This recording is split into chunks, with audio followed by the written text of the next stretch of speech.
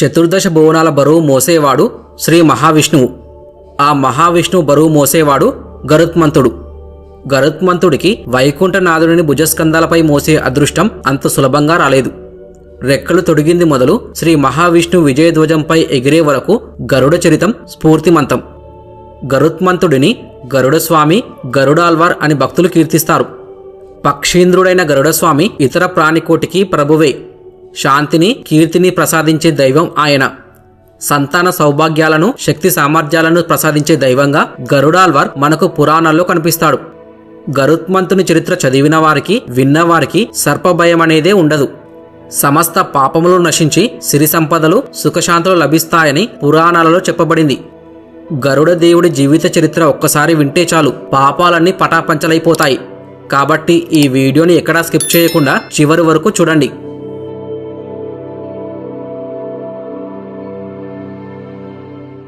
పూర్వం సత్యయుగంలో విష్ణుమూర్తి నాభికమలం నుండి బ్రహ్మ ఉద్భవించాడు. బ్రహ్మదేవుడి మానసపుత్రులుగా అంగీరసుడు, అత్రి, మరీచి, పులహుడు, పులహుస్యుడు, క్రతువులు జన్మించగా వీరు ప్రజాపతులను సృష్టించారు. మరీచికి కశ్యప ప్రజాపతి జన్మించాడు. అయితే బ్రహ్మ ఎడమచేతి బొటనవేలు నుంచి ధరణి అనే కన్య జన్మించింది. అలాగే బ్రహ్మ కుడిచేతి బొటనవేలు నుండి జన్మించిన దక్ష ప్రజాపతి ధరణిని వివాహం చేసుకున్నాడు. వీరిద్దరికి 5 పుత్రులు, 27 నక్షత్రాలు, సతీదేవితో కలిసి 50 మంది కుమార్తెలు జన్మించారు. వారిలో అదితి, దితి, క్రోధ, ప్రాద, ధనాయువు, ముని, కపిల, ధనువు, సింహిక, విశ్వ, కాల, కద్రువ, వినతలను కశ్యప ప్రజాపతికి ఇచ్చి వివాహం చేశాడు దక్షుడు. అందులో అతిథి వల్ల దేవతలు పుట్టారు. అందుకే వారిని ఆదిత్యులు అంటారు. సురస అనే ఆవిడ వల్ల కొంతమంది పాములు పుట్టుకొచ్చారు. అందుకే వాళ్ళందరినీ నాగజాతి వారు అన్నారు. దితి వల్ల కొంతమంది కుమారులు పుట్టారు. వారందరినీ దైత్యులు అంటారు. అయితే కశ్యపుడి భార్యలైన వినత, కద్రువ చాలా కాలం అతడికి సేవలు చేశారు. వారి సేవలకు మెచ్చిన కశ్యపుడు ఏమి వరం కావాలో కోరుకోమన్నాడు. అప్పుడు కద్రువ మంచి బలంతో పొడవుగా ఉండేవారు 1000 మంది సంతానాన్ని ప్రసాదించమని తన భర్తని కోరుకుంది.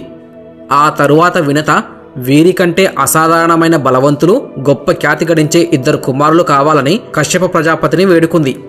కశ్యపుడు తన భార్యలైన కద్రువ, వినతలకు సంతానం కోసం పుత్రకామేష్టి యాగం చేశాడు. అలా గర్భవతులైన భార్యలతో కశ్యపుడు ఇలా అన్నాడు: మీ మనస్సులోని కోరికలను అనుసరించి కద్రువకు పరాక్రమం, తేజస్సు కలిగిన 1000 మంది పొడవు శరీరం గల పుత్రులు కలుగుతారు. వినతకి పరాక్రమవంతులు, మహాబలవంతులు అయిన 2 కొడుకులు కలుగుతారని చెప్పి మీ గర్భాలను సంరక్షించుకోవాల్సిన బాధ్యత మీదే అంటూ కశ్యపుడు తపోవనానికి వెళ్ళిపోయాడు. అయితే కద్రువకి 1000 గుడ్లు, వినతకి 2 గుడ్లు ఫలవంతమవుతాయి. అలా ఫలవంతమైన గుడ్లను నేతికుండలో పెట్టి కాపాడారు. అలా 500 సంవత్సరాల తర్వాత కద్రువకు వాసుకి, తక్షకుడు, కాళీయుడు, ఐరావతుడు, కర్కోటకుడితో పాటు పింజరుడు, హేమసహుడు, ధనుంజయుడు, ఏలాపుత్రుడు, నహుషుడు, మణినాగుడు, పిండకుడు, విమల పిండకుడు, అపురణుడు, వామనుడు, బహ్యకర్ణుడు, సురాముకుడు, నీలుడు, అనిలుడు, కలశపోతకుడు, దదిముఖుడు, ముద్గురుడు, హస్తిపాదుడు, కల్మాషుడు, శబలుడు, సంవర్తకుడు, నిష్ఠానకుడు, శంకుడు, అశ్వతరుడు, కలియుడు, కంబలుడు, వృత్తుడు, ఆర్యకుడు, ఉగకుడు, పింగళుడు, వాలిషికుడు, ఆప్తుడు, వీరితో కలిపి 1000 మంది సర్పాలు పుట్టాయి. ఇలా కద్రువకి పుట్టిన సంతానాన్ని కాద్రవేయులు అంటారు. అయితే ఎంతకాలం గడిచినా వినత 2 గుడ్లు మాత్రం ఫలించక అలాగే ఉన్నాయి. వాటిని చూసి బాధతో కద్రువకు అప్పుడే 1000 మంది సంతానం కలిగారు, నాకు ఇంకా కలగలేదు అని ఎంతో దుఃఖించసాగింది. తన సోదరి కద్రువ సంతానవతి అయి పిల్లలతో ఆడుకుంటూ ఆనందిస్తుంటే చూసిన వినత తనకు ఇంకా అలాంటి ఆనందం కలగలేదే అనే ఆతృతతో ఒక గుడ్డును పగలగొట్టింది. అంతే, అందులో నుండి ఊరువులు అంటే ఇంకా తొడలు తయారు కాని కొడుకు బయటికి వచ్చాడు. ఊరువులు లేకుండా పుట్టాడు కనుక అతనికి అనూరుడు అన్న నామధేయం ఏర్పడింది. అంటే తొడలు లేనివాడు అని అర్థం. అయితే అనూరుడు పుట్టగానే తన తొడలు చూసుకొని బాధపడుతూ తన తల్లితో ఇలా అన్నాడు: ఎంత పని చేశావు అమ్మా, ఇంకో 500 సంవత్సరాలు గుడ్డు పగలగొట్టకుండా అలాగే ఉంచితే పూర్తి రూపుతో వచ్చేవాడిని కదమ్మా. నువ్వు ఇలా తొందరపడటం వల్ల నేను అవిటివాడనయ్యాను. నేను నా స్వశక్తితో బ్రతకకుండా ఇతరులకు సేవ చేస్తూ వారి దయపై బ్రతకవలసిన దౌర్భాగ్య స్థితి కల్పించావు. ఇందుకు ప్రతిఫలంగా నీ సవతి మీద అసూయతో ఇలా చేశావు కనుక ఆ సవతికి దాసివి అయిపో అని అనూరుడు ఆవేశంలో తల్లిని శపించాడు. వినత కన్నీళ్లతో తన కుమారుణ్ణి మన్నించమని వేడుకుంది. అలా బాధపడుతున్న తల్లిని చూసి అనూరుడు ఇలా అన్నాడు, సరే, ఇంకో 500 సంవత్సరాలు ఆ గుడ్డుని మాత్రం కదిలించకు. అందులో నుండి ఓ అద్భుతమైన శక్తితో అతి బలవంతుడైన కొడుకు పుట్టుకొస్తాడు. అతడే నీకు దాస్య విముక్తి కలిగిస్తాడని చెప్పి అక్కడి నుండి వెళ్ళిపోయాడు. అయితే క్షీరసాగర మదనంలో ఉద్భవించిన అమృతాన్ని జగన్మోహిని రూపంలోనున్న శ్రీహరి దేవతలకు పంచుతున్న సమయంలో రాహుకేతువులు దేవతల రూపాల్లో వచ్చి అమృతం తాగడానికి సిద్ధపడ్డారు. అది గ్రహించిన సూర్యచంద్రులు వారి మోసాన్ని విష్ణుమూర్తికి చెప్పారు. శ్రీ మహావిష్ణువు తన చక్రంతో రాహుకేతువుల తలలు ఖండించాడు. కాని అమృతం తాగడం వలన వారి ప్రాణాలు పోలేదు. ఇక అప్పటి నుంచి సూర్యచంద్రులను రాహుకేతువులు బాధ పెడుతూనే ఉన్నారు. ఈ విషయంలో సూర్యచంద్రులకు దేవతలెవరూ సాయపడలేదు. చంద్రుడు శీతల కిరణుడు, పైగా సూర్యుడి తేజస్సు మీద ఆధారపడినవాడు. చంద్రుడికి దేవతలపై అలిగే శక్తి లేదు. కాని సూర్యభగవానుడు మహాశక్తివంతుడు, స్వయం ప్రకాశకుడు.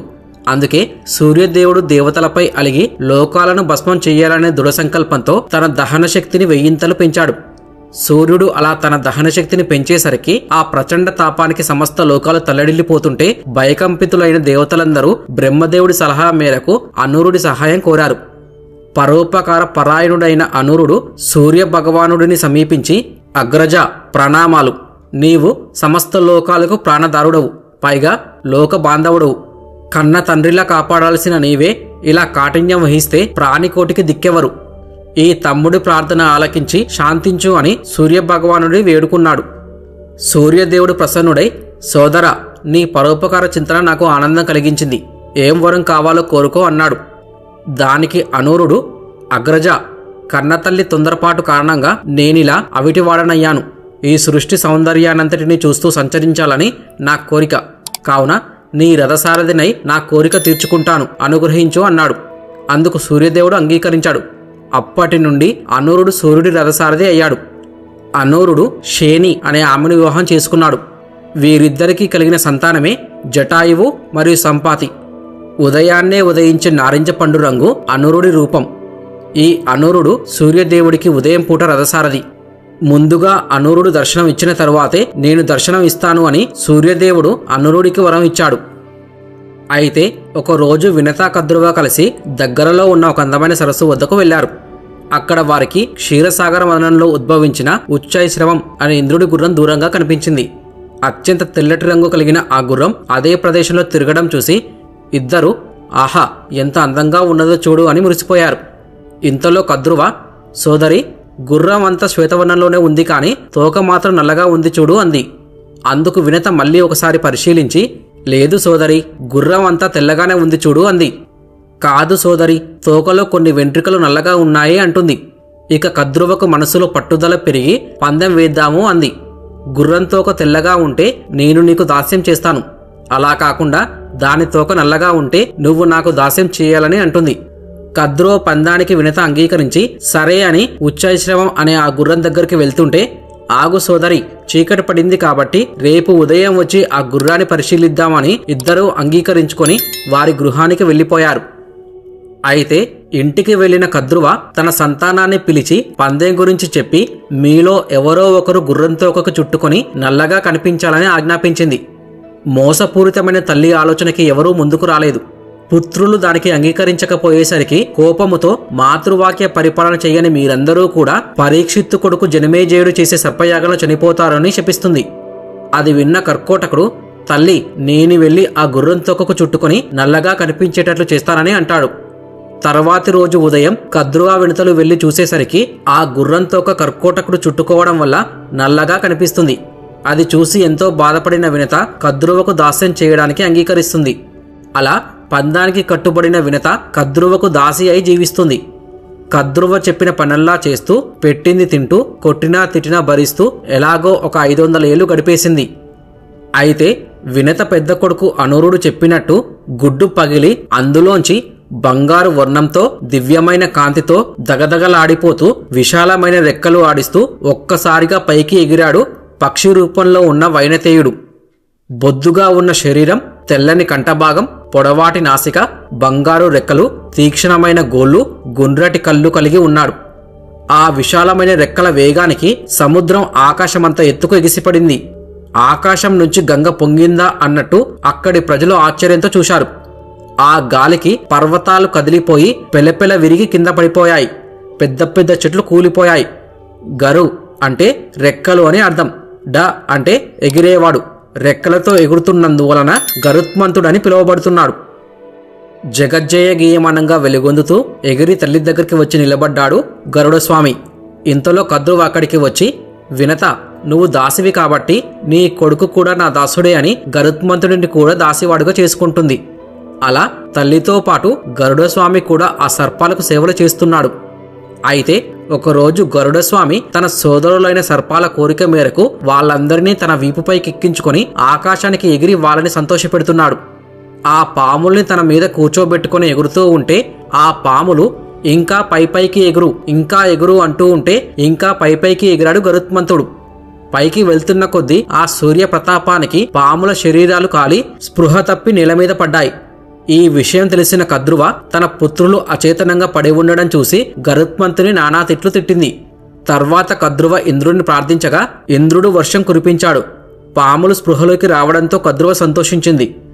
గరుత్మంతుడు బాధగా తల్లి దగ్గరకు వెళ్ళి, అమ్మా, చిన్నమ్మ చీటికి మాటికి దూషిస్తుంది అని అంటాడు. దానికి వినత నిస్సహాయంగా, ఏమి చేయను కుమారా, మీ అన్న ఇచ్చిన శాపం కారణంగా దాసీగా ఉండవలసి వచ్చింది అని జరిగింది అంతా చెప్పింది. తల్లి చెప్పిందంతా విన్న గరుత్మంతుడు కద్రువ దగ్గరికి వెళ్ళి, ఏమి చేస్తే మాకు దాస్య విముక్తి కలుగుతుందో చెప్పు చిన్నమ్మా అన్నాడు. అప్పుడు కద్రువ గరుత్మంతుడితో ఇలా అన్నది, నేను నా పిల్లలకు క్రోధావేశంలో జనమేజయుడు యజ్ఞానికి ఆహుతి అవుతారు అని శాపం పెట్టాను. ఆ శాపం నుండి నా పిల్లలు విముక్తి పొందాలంటే అమృతం తాగాలి.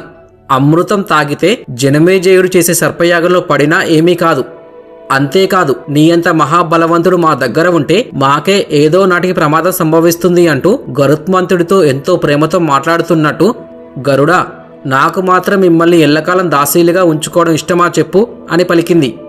దేవలోకంలో ఇంద్రుడి రక్షణలో అమృతం ఉంది. ఆ అమృతాన్ని తెచ్చిస్తే మిమ్మల్ని దాస్య విముక్తి కలిగిస్తాను అని కద్రువ చెప్పింది.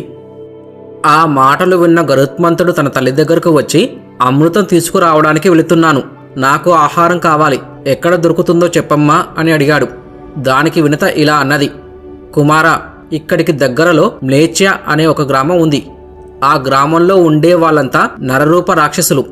ఎవరైనా అటువైపు వెళ్తే ఏ ప్రాణిని వదలకుండా అమ్మవారికి బలి ఇచ్చి ఆరగించేస్తారు. ఆ నరరూప రాక్షసులు 10,000 మంది దాకా ఉంటారు. వారిని ఆరగించు. దీనివల్ల నీకు ఎలాంటి దోషం రాదు. పైగా జనులకు మేలు చేసిన వాడివి అవుతావు. గరుడా, మరొక్క మాట, అక్కడికి ఈ మధ్యనే ఒక బ్రాహ్మణోత్తముడు నివాసం ఏర్పరచుకున్నాడు. ఆయన్ని మాత్రం ఏమి చేయకు. ఎందుకంటే బ్రాహ్మణ కోపం విషం కంటే అగ్ని కంటే భయంకరమైనది అని అనగానే వెంటనే గరుత్మంతుడు, తల్లి, అంతమందిలో ఆయన్ని ఎలా గుర్తుపట్టడం అని అడిగాడు. నీ గొంతుకి ఎవరు అడ్డంపడి వేధిస్తాడో అతడే ఆ బ్రాహ్మణుడు. అతడిని మాత్రం ఎట్టి పరిస్థితిలో ఏమీ చేయకు అన్నది. తల్లికి నమస్కరించి బయలుదేరిన గరుత్మంతుడు ఆ మ్లేచ్య గ్రామానికి వెళ్లి 10,000 మందిని ఒక్కసారిగా గుటుక్కున మింగేశాడు. ఇంతలో గొంతుకి ఏదో అడ్డుపడి మంట పెట్టడం మొదలైంది. అది గమనించిన గరుడస్వామి, ఎవరో ఉత్తముడైన బ్రాహ్మణుడు అడ్డుపడినట్టు ఉన్నారు, బయటికి రావచ్చు అన్నాడు. దానికి బదులుగా ఆ బ్రాహ్మణుడు ఇలా అన్నాడు, నాయనా, ఈ మధ్యనే ఒక బోయశ్రీ నన్ను వరించి నా సంపర్కం కోరింది. కాదనలేక వివాహం చేసుకున్నాను. ఆవిడ లేకుండా నేను బయటకు రాలేను అన్నాడు. అప్పుడు గరుత్మంతుడు, బ్రాహ్మణోత్తమ, నువ్వు వివాహం చేసుకున్న తరువాత నీ భార్య కూడా ఉత్తమురాలే, కాబట్టి నీ భార్యని కూడా తీసుకుని బయటకు రా అన్నాడు గరుత్మంతుడు. సరే అని ఇద్దరూ కలిసి బయటకు వచ్చేశారు. అయితే గరుడస్వామి ఆ 10,000 మందిని ఆహారంగా తీసుకున్నా ఆకలి తీరలేదు. వెంటనే గరుడస్వామి తన తండ్రి అయిన కశ్యపుడి దగ్గరకు వెళ్ళాడు. గరుత్మంతుడు కశ్యపుడికి నమస్కరించి, తండ్రి, మాకు దాస్య విముక్తి కావాలి అంటే అమృతం తీసుకుని రమ్మని చిన్నమ్మ చెప్పింది. కానీ దేవలోకానికి వెళ్లాలంటే నాకున్న శక్తి సరిపోదు. అంత దూరం ఎగరలేను. సరైన తిండి లేక నిరసించిపోయాను. బాగా బలిష్టమైన ఆహారం ఏదైనా ఉంటే చెప్పండని గరుత్మంతుడు అనగానే కశ్యపుడు ఒక్క క్షణం ఆలోచించి ఇలా అన్నాడు, కుమారా గరుడా, పూర్వం విభావసుడు, సుప్రతీకలనే 2 అన్నదమ్ములు ఉండేవారు.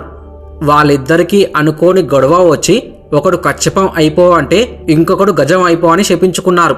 అవి బలిష్టంగా చాలా పెద్దగా ఉండి నీ ఆకలిని తీరుస్తాయి.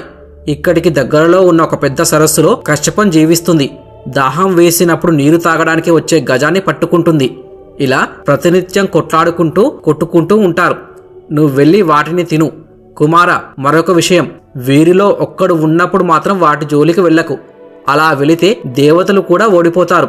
కాబట్టి వారిద్దరూ ఒకే దగ్గర ఉన్నప్పుడు ఒక్కసారిగా పట్టుకొని తిను. వారిని చంపడం వల్ల నీకు ఆకలి తీరుతుంది, వారికి శాప విమోచనం అవుతుంది అన్నాడు.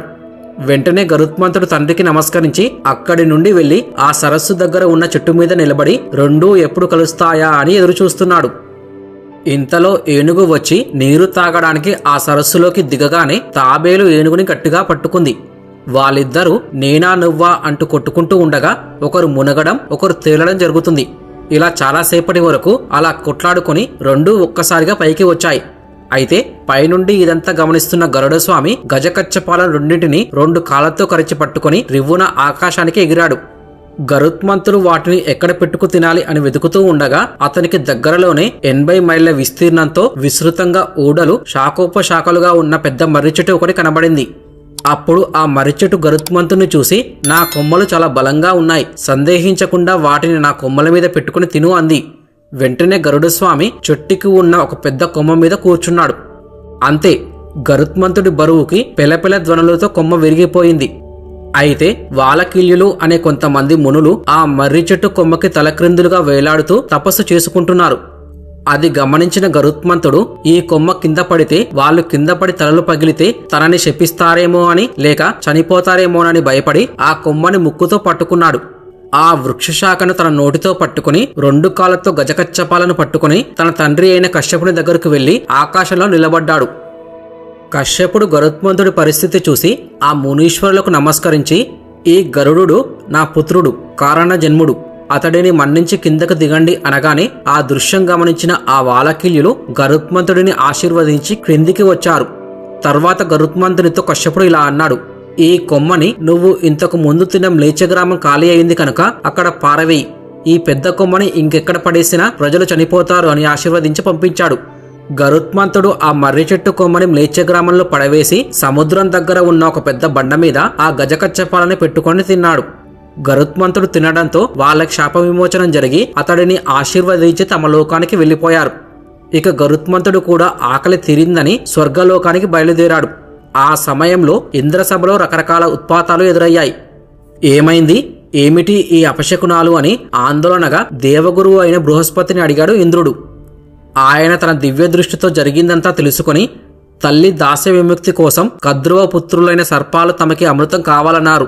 ఎలాగైనా సరే అమృతాన్ని తీసుకువెళ్లి తన తల్లిని దాస్యం నుంచి బయట పడేయాలని గరుత్మంతుడు వస్తున్నాడు ఇక్కడికి.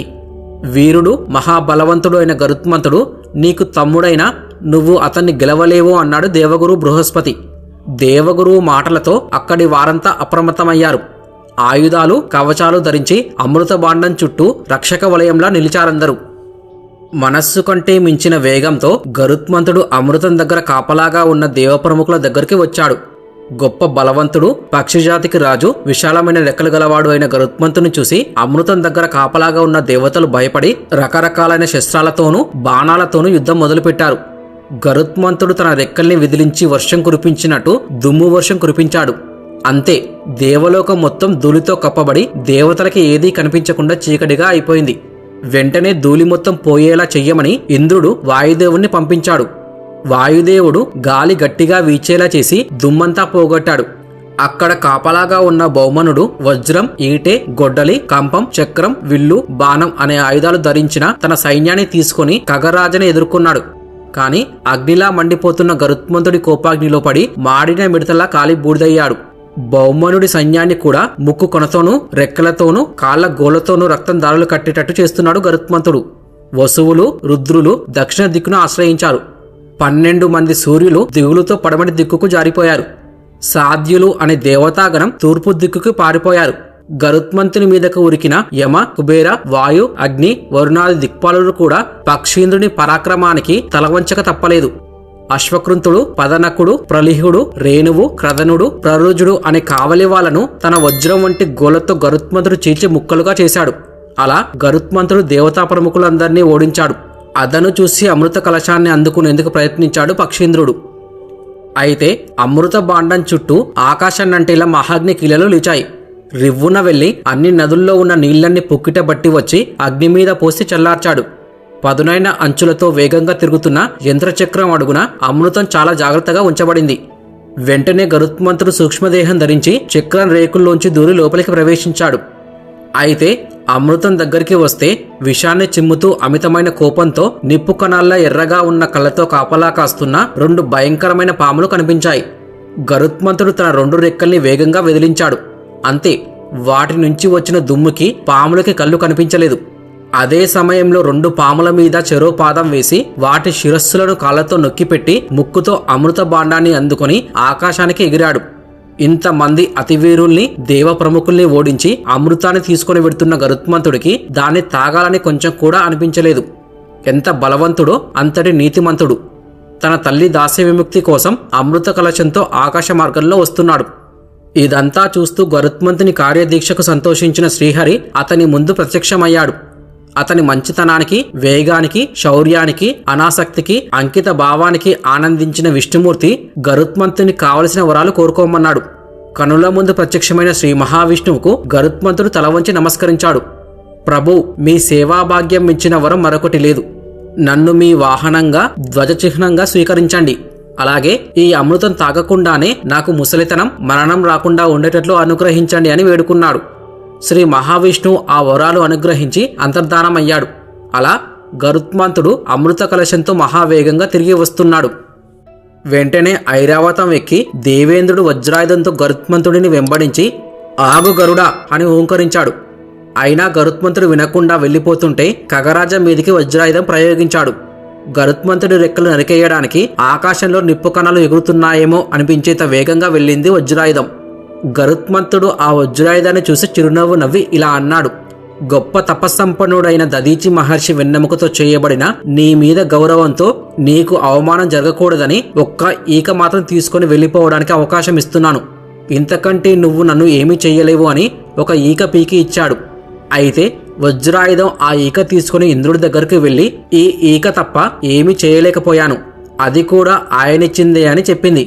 అప్పుడు ఇంద్రుడికి ఖగరాజ బలం అర్థమై ఇటువంటి బలవంతుడితో శత్రుత్వం వద్దనుకుని వెంటనే దేవేంద్రుడు ఇలా అన్నాడు.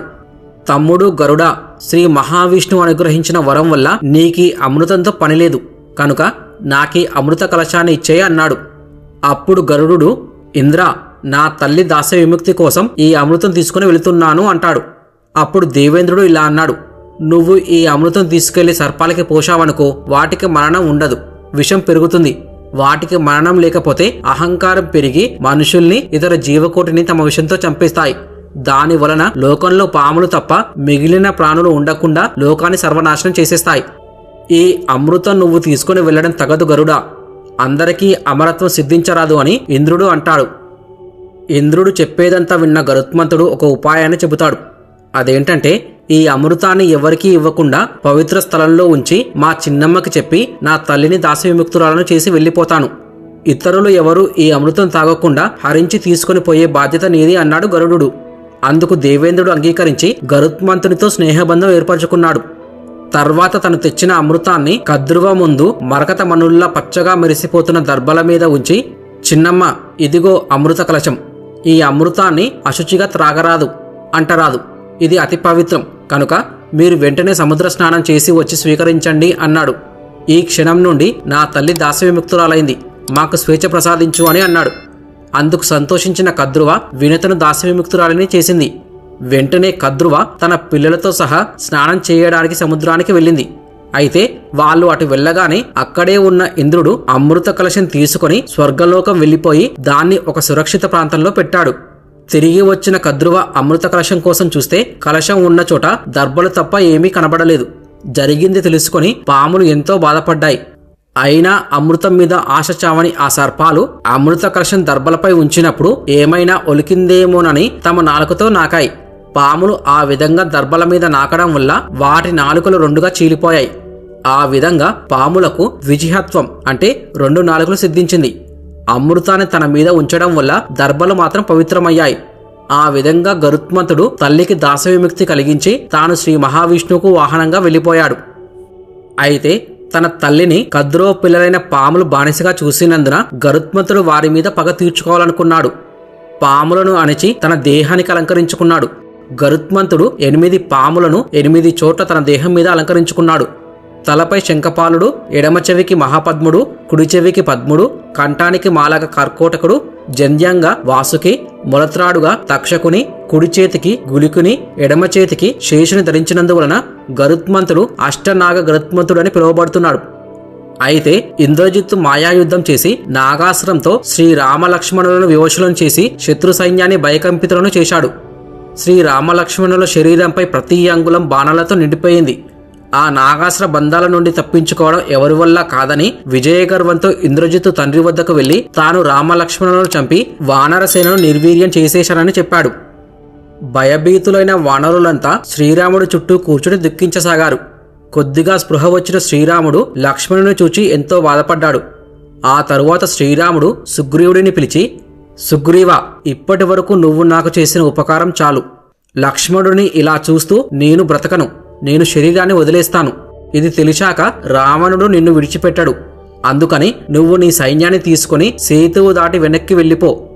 హనుమ, జాంబవంత, అంగద, మీరందరూ నాకు మహోపకారం చేశారు. మీరందరూ వెళ్ళిపోండి.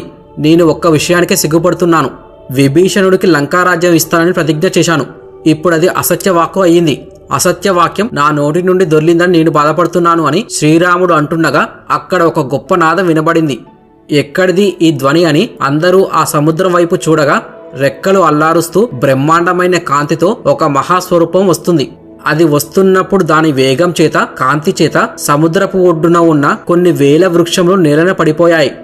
కాంతివంతమైన స్వరూపంతో గరుత్మంతుడు వచ్చి అక్కడ నిలబడ్డాడు. ఆయనని చూడగానే అందరూ ఆశ్చర్యపోయి నమస్కారం చేశారు. అయితే అప్పటి వరకు రామలక్ష్మణులను గట్టిగా పట్టుకొని ఉన్న సర్పాలన్నీ గరుత్మంతుడు వచ్చి అక్కడ వాలగానే వాళ్ళని విడిచిపెట్టేసి పారిపోయాయి. సర్పాలని విడిచిపెట్టగానే రామలక్ష్మణులు స్వస్థత పొంది పైకి లేచారు. అప్పుడు గరుత్మంతుడు తన 2 చేతులతోనూ రామలక్ష్మణుల సర్వావయాలను తడిమాడు. వెంటనే వారి గాయాలు మాయమై ఇంతకు ముందు రాముడికి ఎటువంటి తేజస్సు ఉండేదో, ఎంత బలం ఉండేదో, ఎటువంటి బుద్ధి ఉండేదో, ఎటువంటి పరాక్రమం ఉండేదో వాటికి 2 పొందాడు. తర్వాత వారిని కౌగిలించుకున్న గరుత్మంతుడు ఇలా అన్నాడు, మీరు జాగరూకతో ఉండండి. నేను మీకు స్నేహితుడిని ఎలా అయ్యానో తరువాత తెలుస్తుంది. శ్రీరామ, నువ్వు లంకను నాశనం చేసి రావణుని చంపి సీతను పొందడం తథ్యం అని చెప్పి రామలక్ష్మణులకు ప్రదక్షిణం చేసి ఆకాశానికి ఎగిరిపోయాడు. ఇలా మహాశక్తివంతుడు అయినప్పటికీ తల్లి మాట కోసం సవతి సోదరులను వీపున మోస్తూ అవమానాలను భరించి తల్లికి తనకు ఉన్న దాస్య బంధనాలను ఛేదించుకుని ఉన్నత స్థానానికి వెళ్లిన గరుత్మంతుడు చాలా గొప్పవాడు. శ్రీ మహావిష్ణు వాహనమైన గరుత్మంతుని ఆశీస్సులు మనందరకు కలుగుగాక. మరి అంతటి తేజవంతుడైన గరుత్మంతుని గురించి మీరేమంటారో ఖచ్చితంగా కామెంట్ చేసి చెప్పండి. అలాగే ఈ వీడియో నచ్చితే ఖచ్చితంగా లైక్ చేసి ఇలాంటి మంచి మంచి వీడియోలు పొందడానికి ఛానల్ని సబ్స్క్రైబ్ చేసుకోండి. ఈ వీడియో చివరి వరకు చూసినందుకు ధన్యవాదాలు. జై శ్రీకృష్ణ.